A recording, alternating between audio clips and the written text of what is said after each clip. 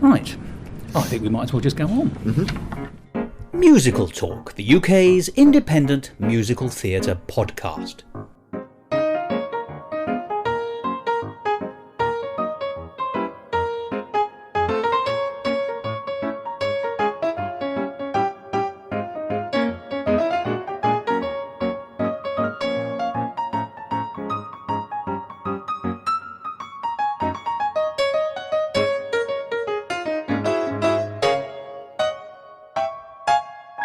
Hello and welcome to another edition of MusicalTalk. I'm Thos Ribbits.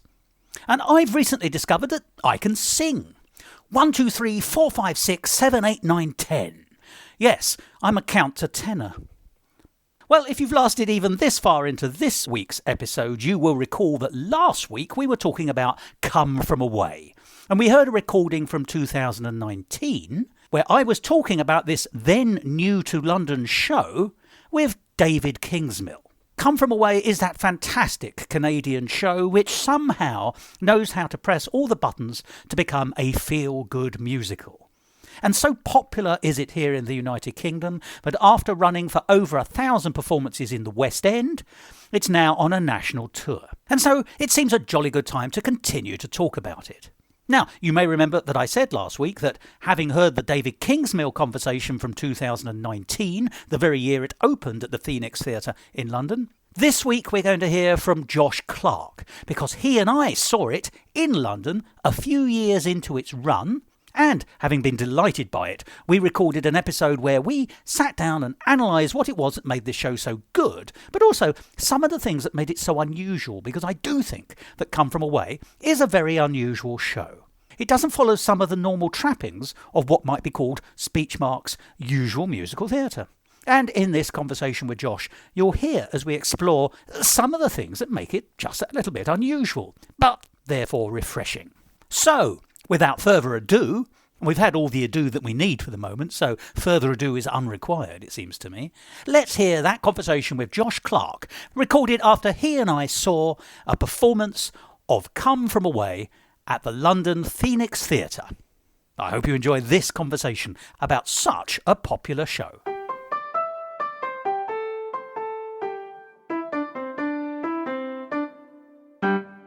MusicalTalk, the UK's independent musical theatre podcast.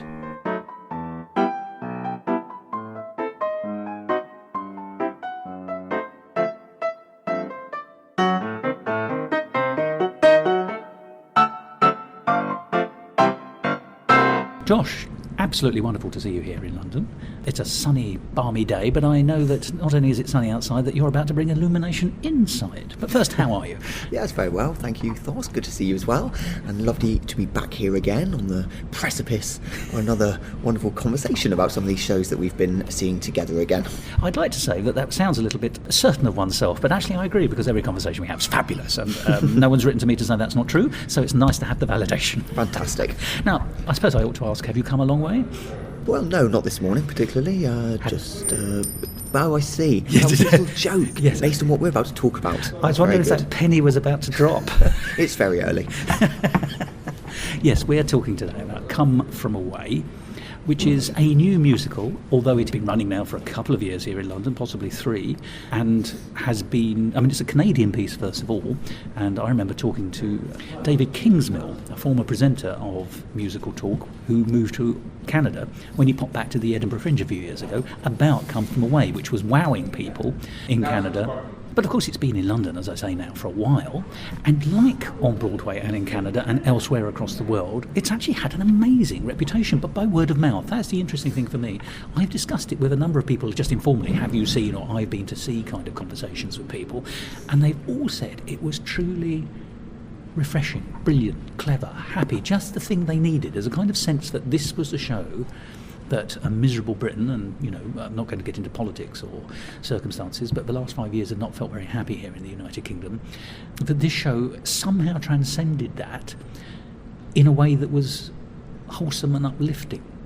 So I suppose my first question to you, Josh, is we saw it together. What did you know about it before you went in? And what was your immediate reaction upon seeing it?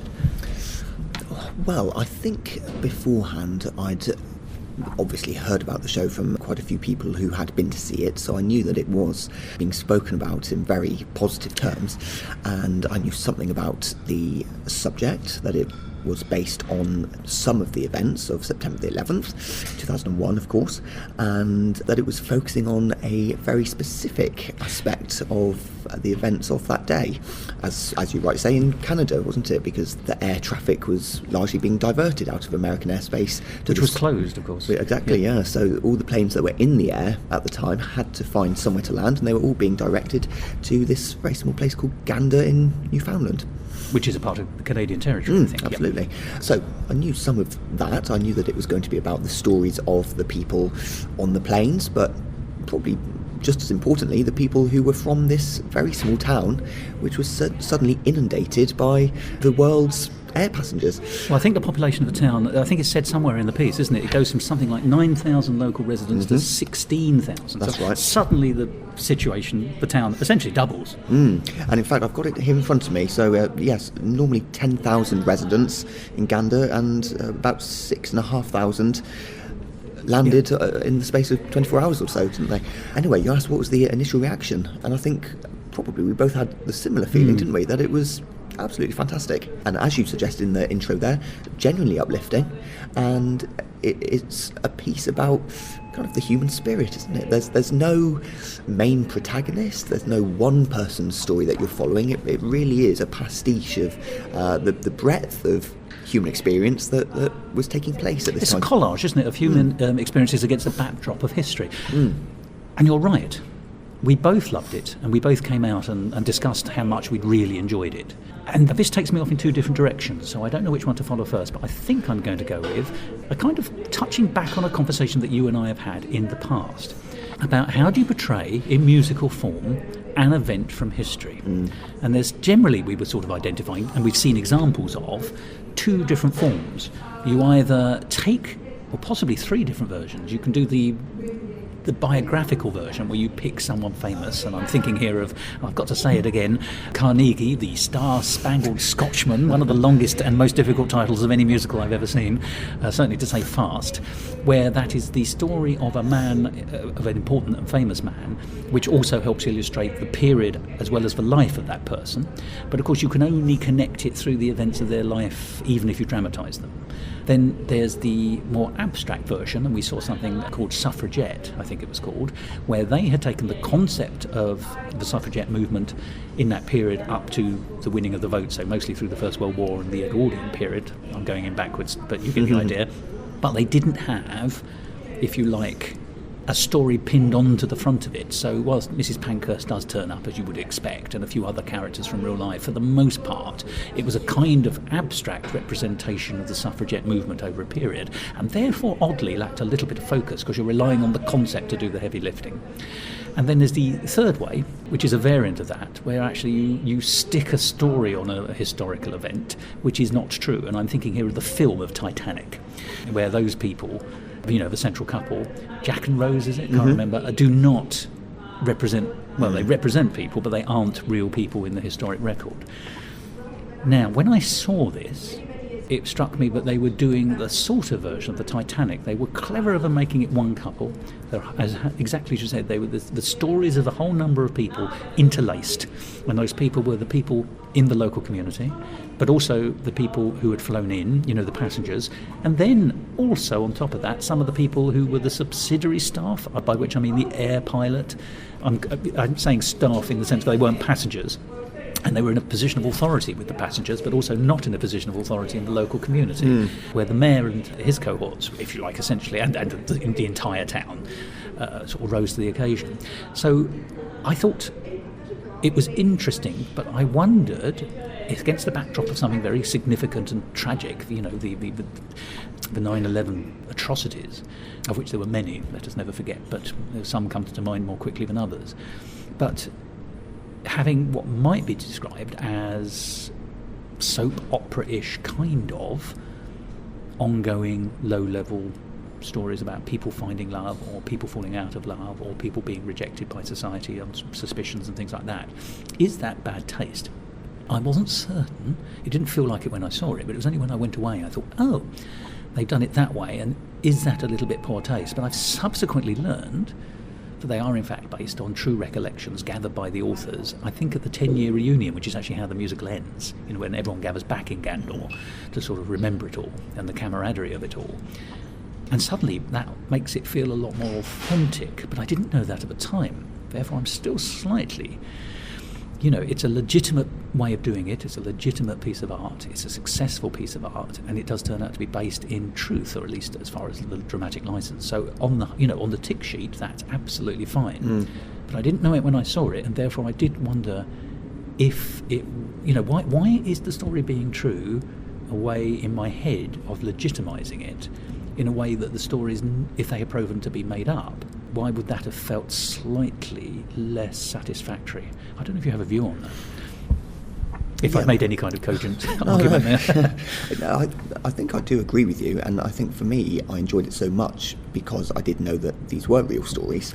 And you knew that when you went in? Yes, I think so. It might have been just before I went in. An assiduous reader of programmes. That's right, absolutely. But also you read about what the real people upon whom these characters are based have said about it, and they travel around the world, going to the premieres of the new productions, and every year still go back to Gander for reunions with the families and people that were hosting them and putting them up, and lifelong connections. Exactly, yeah. and the show itself has become a part of the community there as well. And so I think in terms of an audience being able to engage with these stories and not feel uncomfortable that it is just someone imposing their own imagination upon an event, and therefore taking it fairly exploitatively.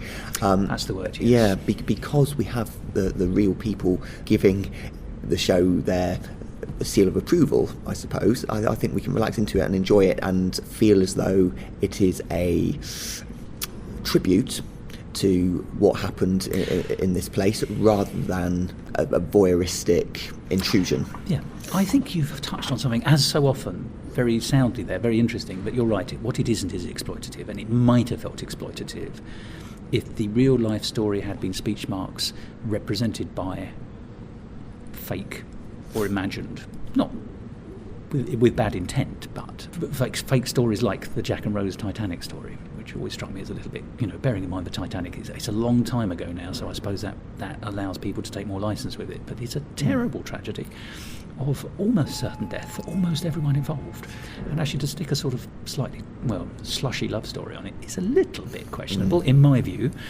This avoids that, and it avoided it on the night, but I did wonder about it later, and having learned that it wasn't, I feel a lot happier about it. So you're right, it's not exploitative. And it isn't one story, which I think also helps. I think that's exactly it, because for people of the right age, then 9/11 is completely in the collective consciousness, isn't it? And we all remember what happened, and we remember the pictures, and we see it as being the events of 9/11. I think what makes this so compelling, for me at least, is that you are taking that experience, which we all think we know, but then hearing all the very individual and personal experiences, which are individually so traumatic and fascinating, just what was going on in every individual person's circumstances on that day, whether it's phoning internationally to try to speak to relatives, or whether it's people who are transporting animals on a plane and what's going to happen to the animals. How many of us have thought about that? Animals travelling on these planes, I certainly hadn't before. Yes, I've never met a bonobo monkey on my journeys. Well, that's it. And so it's these other subplots, you know what I mean by that? Strands that we aren't aware of in seeing 9/11 as, the big tragedy that it was. Also, it's interesting to see, and it's illustrative of the global phenomenon or the global impact of those events, which is it's not based on American soil. I mean, it's based on the continent of America, of course, but it's a Canadian story. It affects a lot of Americans, although not purely Americans, as indeed did the events on American soil. But it's, when I say an askance view of the main story, it's not an askance view. I think actually what I'm trying to say is it goes to show that there was so much more going on, and some of those stories have taken their time to come to the fore. I was not aware of the Gandor story until Come From Away hoved into view in my consciousness. And actually it's really interesting to see where action stations were declared, if you like, in environments away from what might be called the centre of activities. Trying to be delicate here, so forgive me if I stray from that, but that would be inadvertent if I did. But it's a Canadian story through and through, and isn't that interesting? That your speech mark's one step removed, but it's still a life and death story in many ways. And as well as that, it is a proper celebration of this local community as well, isn't it? And it's rooted in the customs and proclivities and behaviours and trusting nature of the people from quite an isolated part of Canada anyway, isn't it? It's not a place that's used to having lots of visitors. And that's celebrated in song and in performance, isn't it? Because they have their very distinct accent, which is normally a sign of a certain amount of isolation. Not completely, of course, but it's in fact it's almost ridiculous to say so, but the accent is notable and commented on right at the beginning, and it does, I think, take my received pronunciation ear a minute or two to sort of it's like Shakespeare. It takes a minute or two to get the rhythms. Once I'm in, I'm fine. So it didn't take long. And then of course there's the song I Am an Islander. What do we know about islands? Well, as it happens, you and I live on one. But it does sort of give you a sense of distance, if not necessarily isolation. So that's an extra distance in the story as well. It's not mainland Canada. Something else which ties into that feeling of community is that all of the actors who take part in professional productions of Come From Away do become honorary Newfoundlanders, quite difficult to say that, themselves. That's right. And they go out there and I think take part in the initiation ceremony to become a kiss a fish, do they? That's it, yeah, exactly. Which is one of the highlights of the whole show for me. You're a cod lover, are you? Well, your words, not mine. But it's also represented, I think, in the performance, because the very opening scene, the stage in London, and from what I can see in other productions, is essentially a kind of corrugated iron background with fake trees on left and right of the stage, in which the orchestra are sort of embedded, if you like. But that always immediately gives you a sense of place, those trees, that very firmly roots it, actually, ironically, as an environment where people live. But actually, oddly enough, trees aren't difficult, but there's a sense that they are not urban, not as urban as a big city centre like London or whatever. And then the actors come on and they sing their opening number. But the first thing we see is actually they're all tapping. They're all standing on stage or sitting on a chair, but they're all tapping their feet in rhythm. Now, that is quite striking as an opening, and it seems to me two things. It sets up the musical rhythm for the first song, but what it also suggests, subliminally, I think, is a community in simpatico with itself, if you like. It's in rhythm with itself. It's in time with itself. So that is a cohesive community represented immediately, and of course that works dramatically because that is the situation. If they were a divided community in any real sense, they might not have been able to rise to the challenge, but they are even within their community where there are differences, and we see immediately there's a kind of sort of standoffish bus strike where the mayor and the representative of the bus drivers union are on first name terms and drink coffee in the same coffee shop. A Tim Hortons, I believe, which is just not a company that we have in the United Kingdom. Oh, we do. Do we? Plymouth has just opened one. Has it really? It has. It may be a very early outlier there. I know, there you go. There's a Plymouth mention. We always like to get that in. Yes. You could just put your crowbar away. But seriously, yeah, so even within the community, and because it's represented by people almost more than organisations. It's not the municipality. Well, it is. It's the council versus the union, but it's also the mayor, who is an active mayor, not a non-ceremonial mayor. There, so the local leader, if you like, and the union. They just know each other. They drink with each other. They're a bit standoffish at the moment because they're at loggerheads. But actually, it's all within the community. And actually, as other people come into the cafe, we have this slightly comic extended moment where everyone mentions everybody's name, which once again tells you something about the community. Now, in a community of 10,000 people, that may not actually be true. I don't think I could walk into my local cafe and name everyone I've seen. In fact, I wouldn't be able to name anyone, I should think. But symbolically, dramatically, it makes a great deal of sense. But also it really sets up that environment into which things will then happen. Which, I was going to say will change. So let me ask you a second question. And I've asked you this, I think, on the night. Who in Come From Away has a journey? No, I don't mean a physical journey, because there's an awful lot of people who turn up in an aeroplane or two. What we're used to in a musical, of course, is the concept of at least one person or a couple or somebody having a journey. Now, I have someone has given me their view on this, but I want to hear your view on it before I tell you what theirs is and whether or not I agree with their view. Right, well, let's have a think about that one then. Who has a journey? And when I mean a journey, that's in terms of drama, that is as a direct result of the circumstances they go through.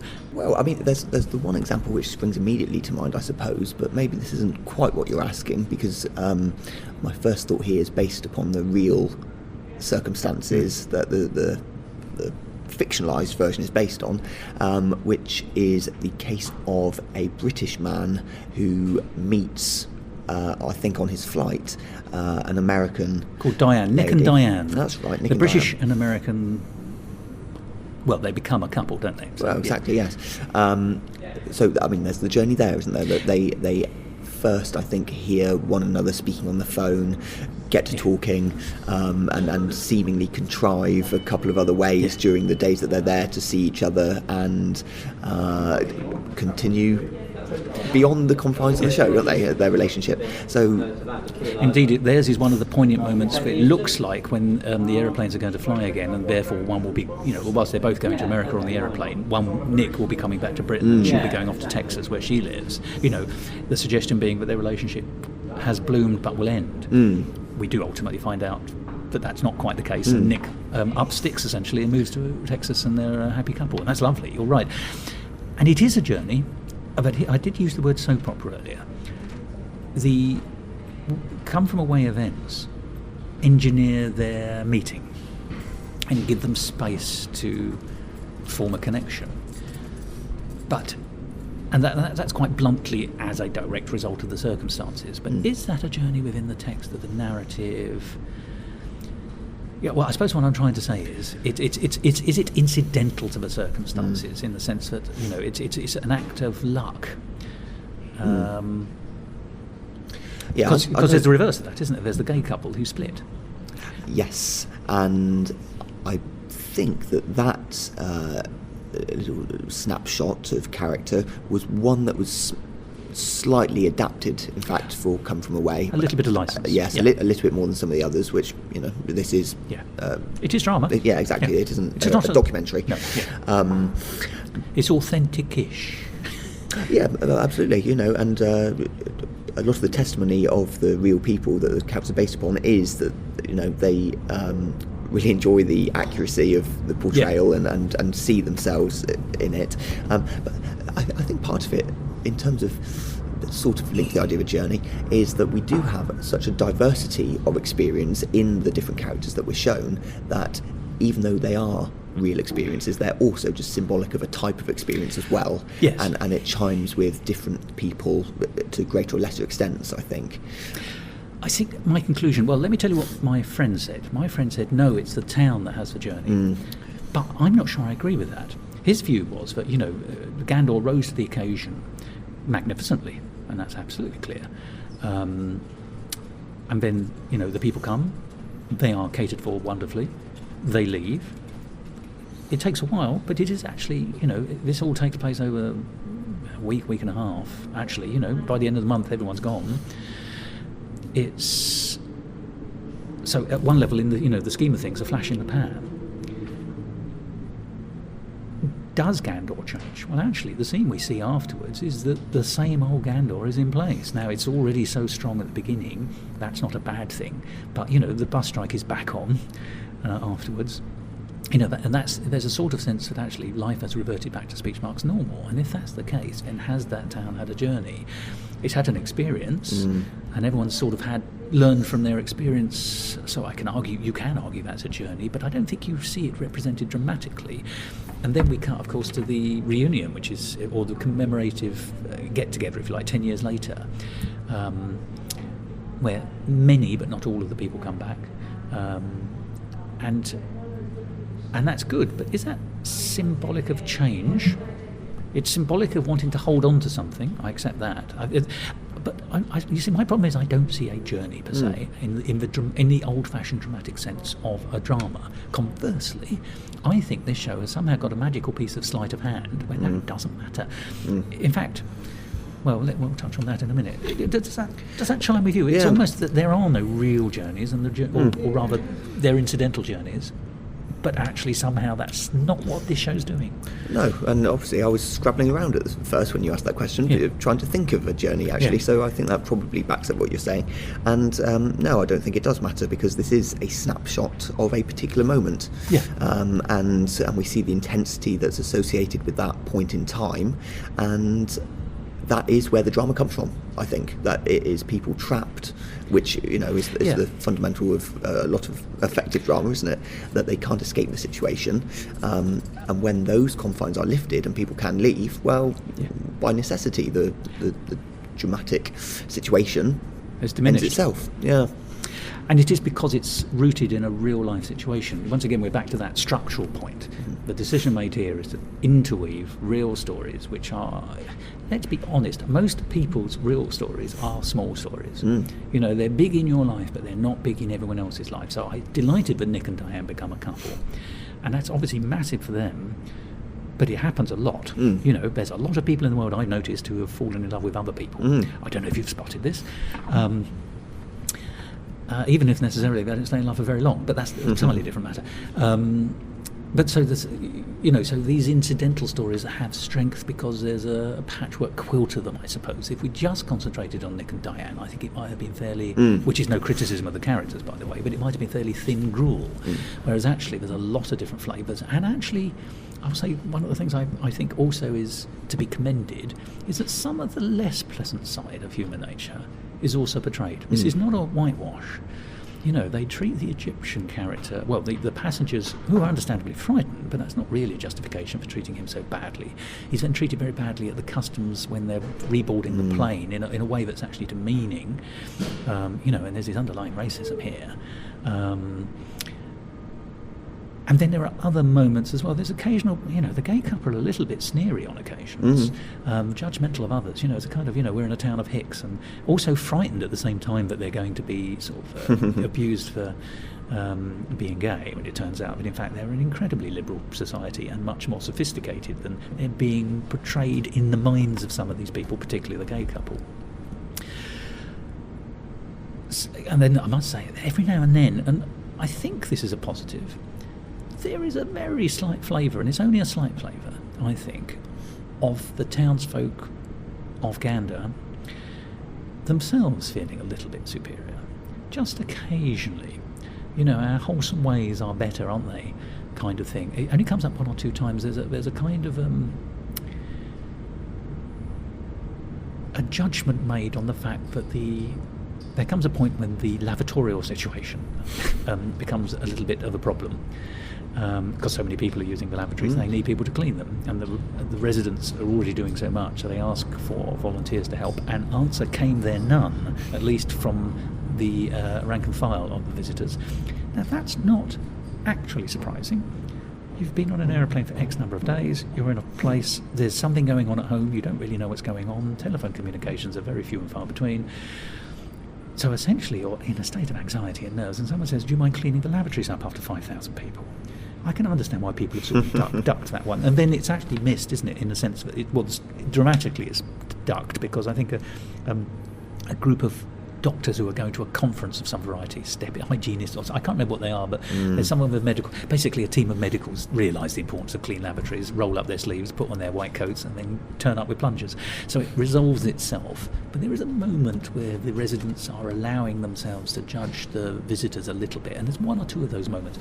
And that's perfectly normal, because I think you would. The behaviour of some of the guests is not exemplary in all cases.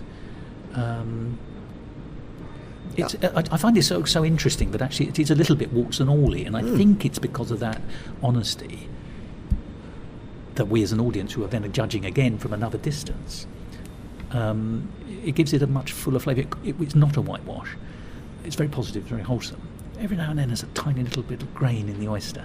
And I think that is part of what makes it so compelling, that we can feel as though it is a piece kind of endowed with truthfulness of the situation, and certainly to pick up on talking about the beginnings of kind of the prejudice and well, it basically is racism at the end, isn't it? It is, ultimately. It shows in this particular snapshot moment in time what was happening, you know, and how people were reacting. Yeah, exactly, because immediately we had the rumours of who might have been responsible for the attacks, and you know, and in a situation like this where people are forced together, they're all talking, and so it would be trite to ignore the situation where you do have, you know, the particular plane load that we focus on in the show is made up, as we've said already, of very diverse characters, and you know, it most likely wasn't the situation that they all just happily got back on the plane and took off and left at the end. No, quite. Well, also, I mean, there's some lovely little throwaways as well, aren't there? There's the New York chap who actually, at the end, reflects he wasn't just fine, because he's really worried. He thinks his wallet's going to be stolen. He thinks he's going to be shot at. He thinks he's, you know, when he's asked to collect someone's barbecue, being a black New Yorker, he thinks once again that, you know, there's a very good chance he's going to be hurt or worse. And of course, none of that happens, and in fact, he basically drinks the whiskey of his host very merrily with his host, and it's all, you know, he makes friends. But later on he says, we weren't just fine, we were better. There's a lot of sort of semi-judgments about life in here, comparing and contrasting the Gandor life, if you like, the Newfoundland life, with other ways of living, and you can take that positively, negatively, or neutrally. But it's, I suspect people will, you know, we all make those judgments. What is better, what is less better in our lives, and why wouldn't you in a really quite remarkable circumstance as this? There is more to it, though, isn't there? I mean, we've talked a lot about the story and the source material and all of this sort of thing, and that is great and intriguing. But let's talk about the drama and the theatre of it as well, because you know, the songs are great. They are, in an interesting way. I think, you know, we've probably spoken about shows before where we might struggle to name the flagship song or the you know, the one that everyone will go out singing afterwards, and I think this is another one of those where it's just a consistently strong and appropriate list of musical numbers. I mean appropriate in the sense that they seem to be the right kind of thing for the scene and the situation that's going on. I don't know what you think about that. Well, funny enough, I agree with you, and I'm going to actually expand that point, because we were talking about how the show doesn't quite follow the rules in terms of journeys, but actually structurally it's very, very curious, and I think it's a musical that's also not doing it's absolutely a fully fledged musical, and it does it in a way that doesn't meet the textbook requirements, if you like. There are no textbook requirements on how to be a musical, of course there aren't, but you know, if you were making a tick list of how you write a musical, most of these things don't meet that tick list. So for example, there's no I Want song, because actually why would there be? It's a reaction to a circumstance, and the only I want is I want to be in contact with my family back home. And that's mentioned in text, funny enough. You know, there's a moment, isn't there, where one of the islanders said, you know, we were able to get food, we were able to get bedding, but what everybody wanted and we never thought about was what they really wanted was a telephone in order to phone back their families, and they weren't able to provide that immediately. You know, it's really unexpected, and that tells you, you know, what human requirements are there. And then other things that it does, which, you know, so there's no I Want song. We've said there's no journey per se. Structurally, it's one act, not two. That's very unusual, even these days in the West End. The last time I saw a one-act piece of drama was, I think, literally 20 years ago. I know they do happen, but they are rare. Yeah, well, I remember we did talk about that, didn't we, just coming out of the theatre when we saw this, and the merits or otherwise of it.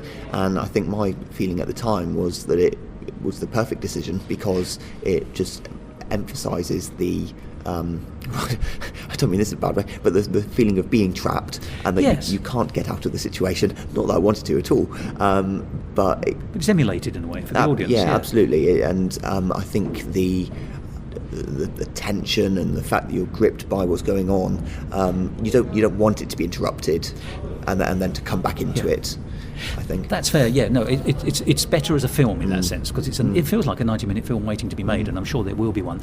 Getting back to a structure, and in fact taking my point about the structure being very different to what you might expect, back to your point about how the songs are appropriate, exactly right, but are one after the other in the sense that they drive the drama. But even they are not like normal songs, speech marks around the normal there, by the way, in normal, once again, speech marks, musicals, by which I mean, and it was only when I thought about it and revisited it that I realised that actually the songs are an interesting combo. They're not songs, they're songs and dialogue all the way through. So, fun enough, I've written it down on some notes. It says collage of song and dialogue. They go at a fair lick, so they keep the drama of the piece going, or the pace of the piece. But actually, you wouldn't, it'd be very difficult to pull out a song from... There are one or two standout songs that you would pull, actually, I suppose, but for the most part, most of the songs are doing what a musical song should do, which is drive the drama along, but it does it partly with dialogue, entwined within the song, which is rarer. You do get it. You often get it as an example. There might be one or two in a musical. Very rarely do you get this many where it cuts, and what that gives you is a kind of sort of, and this is still how I think of Come From Away, and it's back to this one act thing. It feels like I've sort of sat on there's a flowing river with lots of different currents and eddies, but actually you are on that river. You start at the beginning, you go over the rapids, you go round, you get sequestered bits, and different stories go at different speeds, and then you leave the river at the end. You're floating down the river in a canoe at various paces. It's a very clumsy way of describing it, but that's how it feels to me. And that's, I suppose that's a representation, if you like, of a collage, an ensemble piece.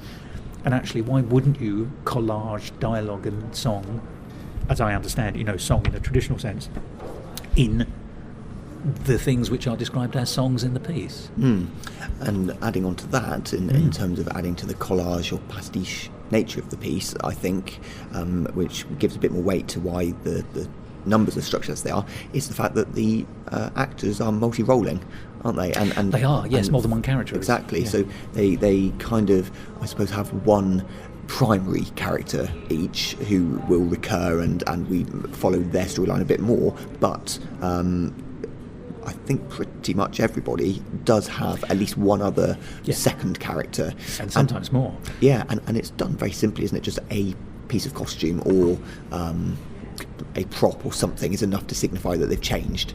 And it's so fluent. All the transitions, that really stood out to me. This was a slick production. Yes, that's a fair. Well, once again, like a river, actually. That's where I was going. Yeah, no, that's it. Its production values and its thought-throughness really, I think, grease the wheels and keep it all going. When actually, if you did it clumsily, it might fray and fall apart a little bit. Yeah, and I think we spoke about this at the time as well. I mean, this is a theatrical piece in the real sense of stagecraft, I think. Yes. The direction is absolutely spot on. There's nothing in this which pulls you out of this situation to just start thinking, oh, why did that happen? Or, oh, I noticed them doing that. It is a community, isn't it? And it's a true ensemble. Yeah. Which ties in, obviously, with the subject of the piece as well.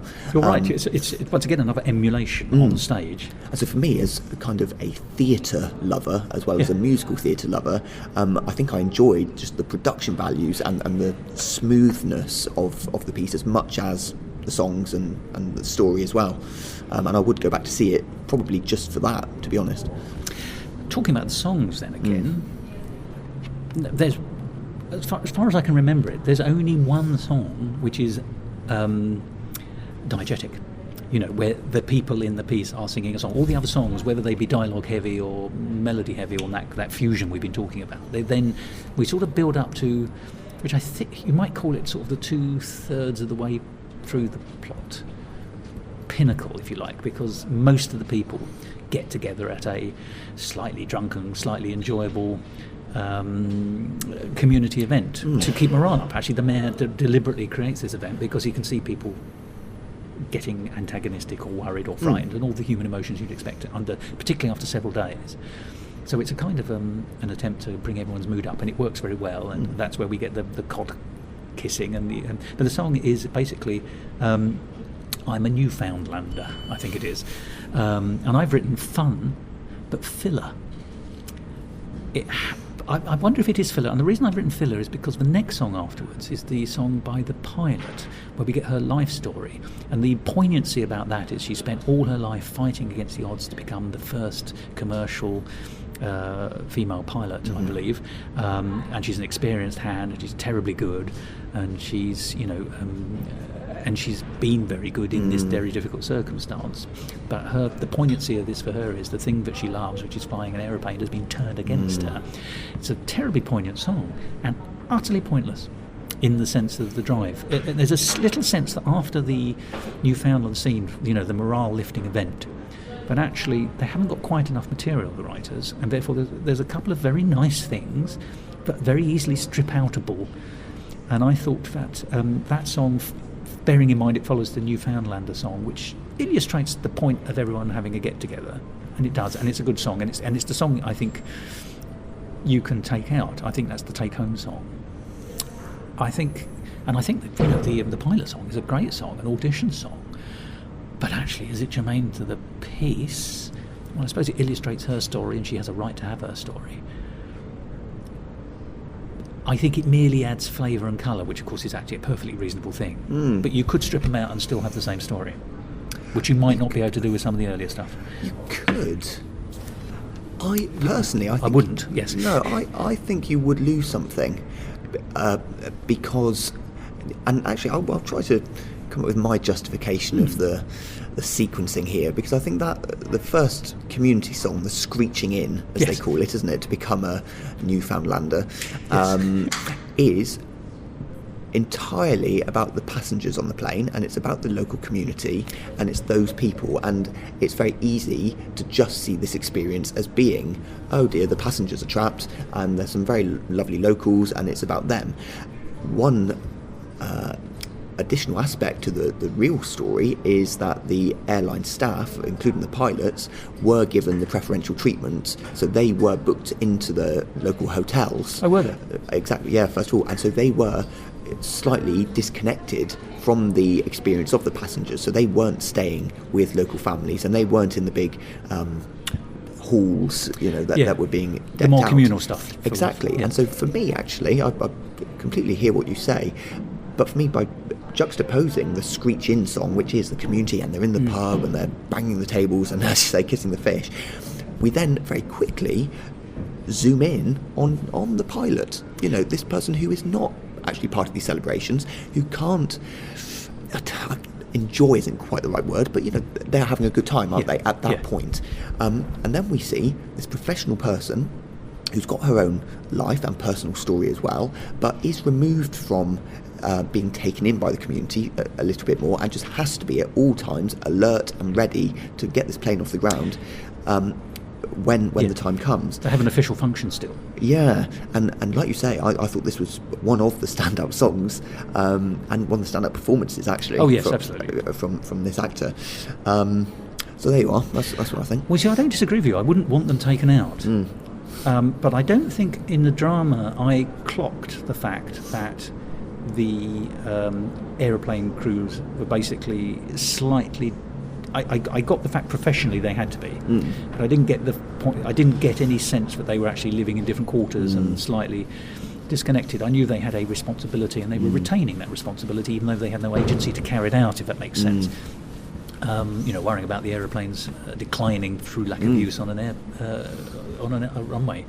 But so it's interesting you've told me that, and once again that does help explain that. But I didn't pick that up from the drama. Interesting. I'd like to go back to the previous song, the one we were talking about, I'm the Newfoundland, the Screeching In thing.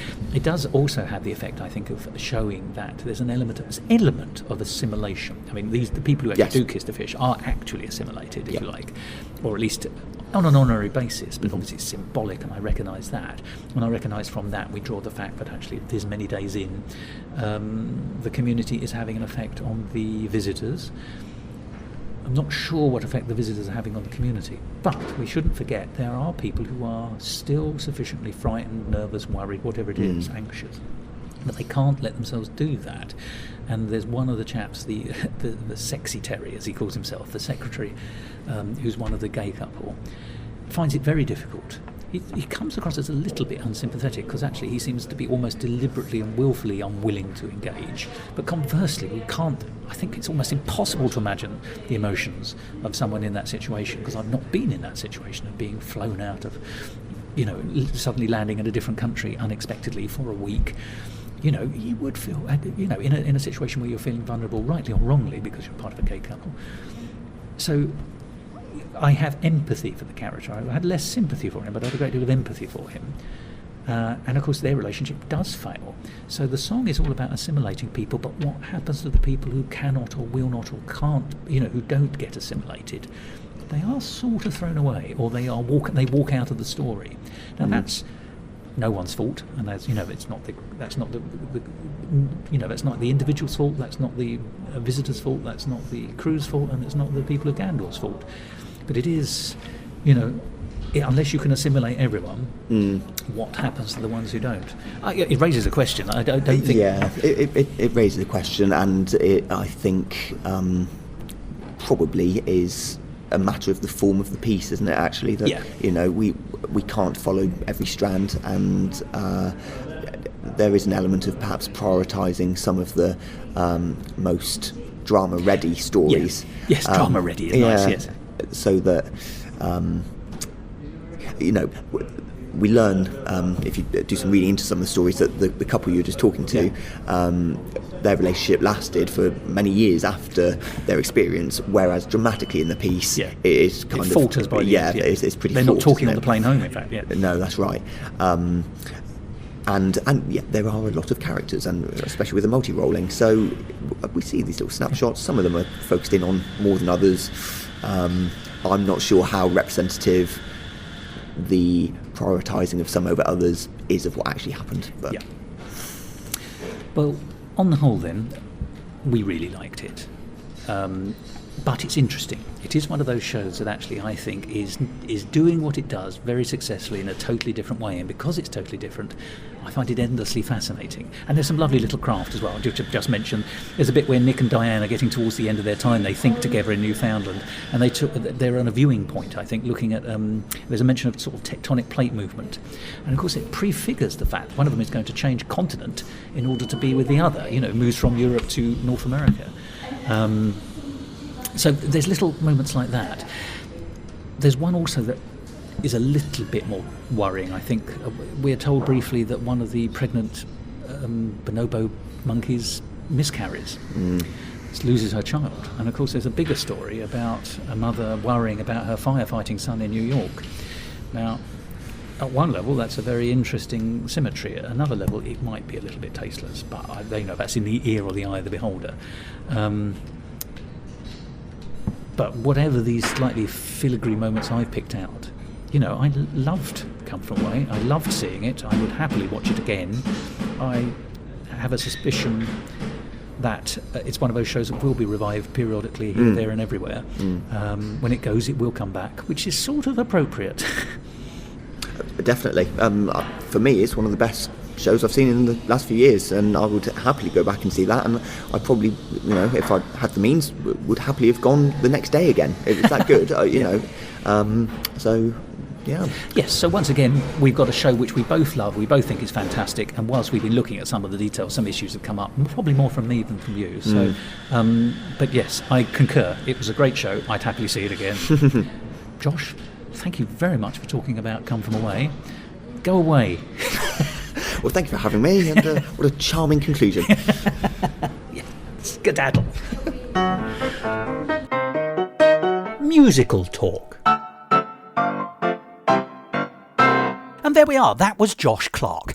Time spent in Josh's company is never wasted, and I always find it fun to talk with him about shows that he and I have had the pleasure of seeing, and we certainly had pleasure seeing Come From Away in London, which is why I'm now also full of pleasure that it's on a national tour. If you're in the United Kingdom and you want to find out where Come From Away might be, it's going both to the United Kingdom and the Republic of Ireland, incidentally, go to comefromawaylondon.co.uk. And it's ironic, isn't it, that bearing in mind its title, Come From Away, this is a show which I think is almost never going to go away, and I think we're lucky if that turns out to be the truth, because it's a wonderful show. And that, as they say, is that, at least for the moment. So do join us again here next week on Musical Talk, or whenever, when we'll be talking about something completely different. But until that time, let us all go our separate ways, at least temporarily, and so I'm going to bring this episode to an end. And to do so, I shall simply quote Oscar Hammerstein. So long, farewell, auf Wiedersehen, goodbye.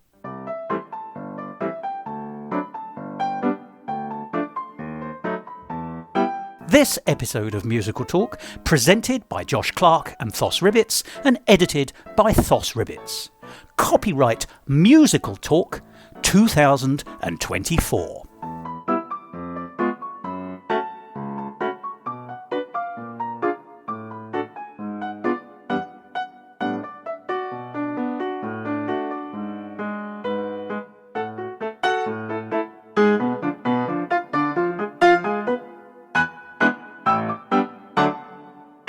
To find out more about the world of Musical Talk and listen to past episodes, go along to our website www.musicaltalk.co.uk or subscribe to us on Apple Podcasts and follow us on the usual social media networks like Facebook, Instagram and X, formerly known as Twitter. And if you want to follow me on the latter, you can. At Musical Talk Thos. I'm just going to ask you to talk casually if it's all right. Yes, talking casually. Here on Musical Talk, 1, 2, 3, testing. That is quiet, but I know you're actually going to pick up a Yes, little bit from that. Yes. I'll get excited. And then they came on and they were tapping their feet.